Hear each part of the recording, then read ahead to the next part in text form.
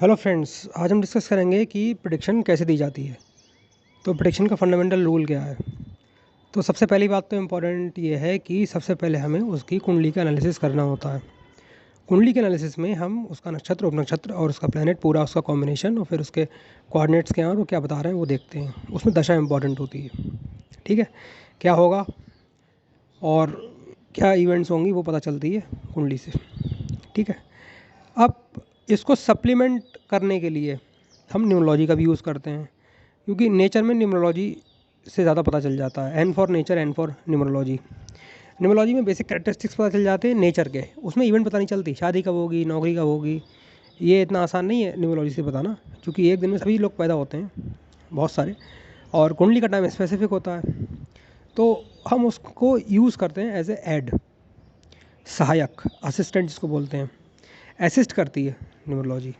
ठीक है, तो ये पता चल जाता है। जैसे अब मैं आपको एग्जांपल बताता हूँ।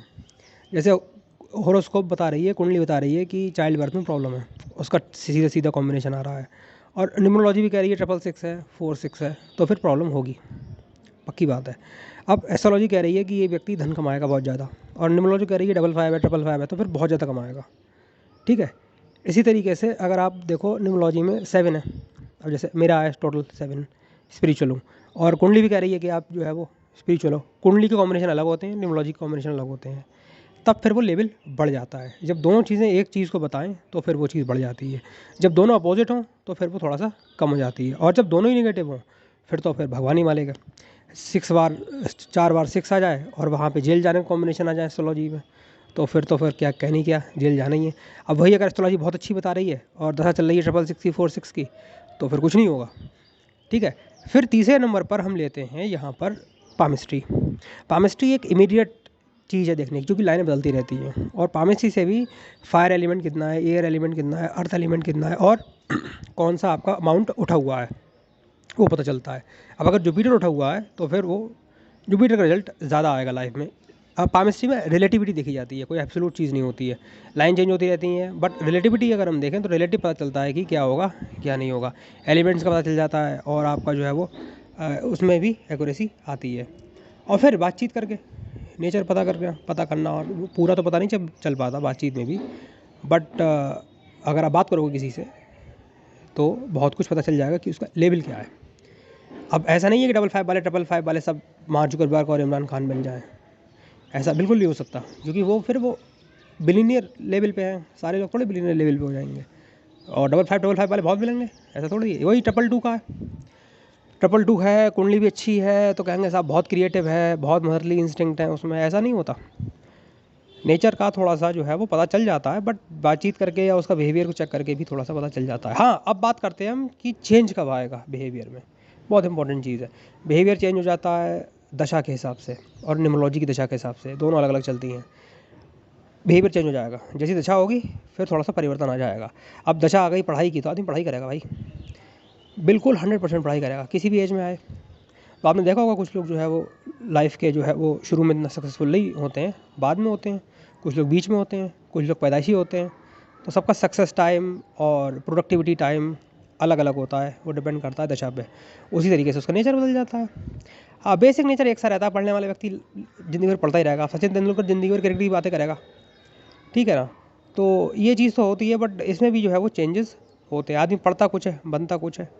करा बीटेक आईआईटी से, बन गए मुख्यमंत्री दिल्ली के, तो कहाँ आईआईटी बीटेक, कहाँ मुख्यमंत्री दिल्ली, अपोजिट हो गया ना। पढ़ाई कुछ हुई, करियर कुछ हुआ, ऐसा भी होता है। तो ये सब चीज़ें हैं काफ़ी, इसमें जो है वो परेशान होने की ज़रूरत नहीं है प्रेडिक्शन के लिए। वैसे आप जो है जनरल प्रैक्टिस कर सकते हैं, समझ सकते हैं, बट अगर कंक्रीट प्रेडिक्शन देनी है तो फिर हमको तीनों चारों चीज़ें लेनी पड़ेंगी। ये इम्पॉर्टेंट पॉइंट होते हैं। बट ये जो साइंस है, ये रिज़ल्ट इसका आता है, बहुत अच्छा आता है। और न्यूमरोलॉजी थोड़ी सी ईजी होती है, क्योंकि उसमें कैलकुलेशन नहीं होती इतनी, नंबर्स हैं वो अपने हाथ से आप कैलकुलेट कर सकते हो। तो उसमें दशा होती है, और फिर एक पर्सनल ईयर भी होता है, वो भी उसमें हम ऐड कर देते हैं पर्सनल ईयर कैसे जाएगा। वैसे पर्सनल ईयर कुछ ज़्यादा खास जाता नहीं है, क्योंकि हर साल का अलग अलग होता है, तो हर साल थोड़ी कोई इतनी इवेंट होती हैं। कुछ मेजर इवेंट तो लाइफ में कम ही होती हैं, 4-5 इवेंट होती हैं, क्या शादी, नौकरी, बच्चे, कोई प्रॉपर्टी खरीद ली, इसके अलावा और कौन सी मेजर इवेंट होती है। फ़ॉरेन चले गए, फ़ॉरेन का वीज़ा लग गया नहीं लग गया, 5-6 इवेंट्स के अलावा क्या होता है, कोई मेजर हेल्थ इशू आ गया, बस अब पर्सनल ईयर तो हर साल चेंज होगा, तो पर्सनल ईयर को इतना बड़ा इशू मत बनाना कि बहुत ज़्यादा, कि बहुत कुछ हो जाएगा। कुछ नहीं होता पर्सनल ईयर से। बस पर्सनल ईयर ये है कि पर्सनल ईयर आपको जैसे कुंडली में कोई नंबर 4 बार आ रहा है, आते हैं लोगों के 4 बार नंबर रिपीट होते हैं, तब अगर पर्सनल ईयर में वो वाला नंबर आ गया तब वो असर करेगा, वैसे कोई असर नहीं करता। 3 है, 3 हो गया, होने दो। 3 है, 3 हो गया, होने दो। अब अगर 3 ऑलरेडी आपके है और फिर एक और 3 हो गया, तब असर आएगा। तो ये इसमें पर्सनल नंबर का है, पर्सनल ईयर नंबर का है। और पर्सनल ईयर नंबर पर जितना फोकस मत करा करो, वो कोई इतना इंपॉर्टेंट इवेंट्स को शो नहीं करता है, छोटी मोटी इवेंट्स को ही शो करता है जो पर्सनल ईयर नंबर है। हाँ, न्यूमरोलॉजी की दशा करती है असर। दशा करना मैंने आपको बता दिया कैसे दशा निकालते हैं। अगर आपका टोटल 8 है, पहले तो सारे नंबर जोड़ लो जितने आपकी कुंडली में टोटल 8 आ गया, तो शुरू के आप 8 साल रहे शनि के इन्फ्लुएंस में। 8 के बाद क्या आता है? 9 साल मंगल की दशा चली न्यूमरोलॉजी की। 9 के बाद क्या आता है? 1 सन है, फिर 2 साल मून 2, फिर 3 साल जुपिटर 3 जुपिटर चली, फिर 4 साल राहु की चली, 5 साल फिर बुध की चलेगी, 6 साल फिर चलेगी आपकी शुक्र की, 7 साल चलेगी फिर आपकी केतु की, 45 साल की आपकी एज हो जाएगी, फिर रिपीट होगी ये। तो ऐसे रिपीट होती है ये, ठीक है। तो अब इसमें क्या है कि ये आप दशा देख सकते हो कि आपकी एज क्या है और कौन सी चल रही है, तो वह पता चल जाएगी आपको क्या है क्या नहीं है। तो एक बेसिक आइडिया आपको लग जाएगा, हाँ मुझ पर ये न्यूमरोलॉजी की दशा चल रही है, तो मेरा नेचर थोड़ा सा इस तरफ बेंड हो जाएगा, ये है और कुछ नहीं है। Numerology is all about nature, astrology is all about events, ठीक है। और palmistry is all about your elements, fire earth water air, कौन सा आप में ज़्यादा है और कौन सा जो है वो चीज़ डोमिनेट करती है। सबसे अगर मैं एक्यूरेट बोलूँ कौन सी चीज़ है, तो वो तो आपका पाम है, क्योंकि पाम सबकी अलग होती है और उस दिन बहुत लोग पैदा होते हैं, उस समय पर बहुत लोग पैदा होते हैं, बट सबकी अलग अलग जेनेटिक्स है, पाम सबकी अलग अलग है।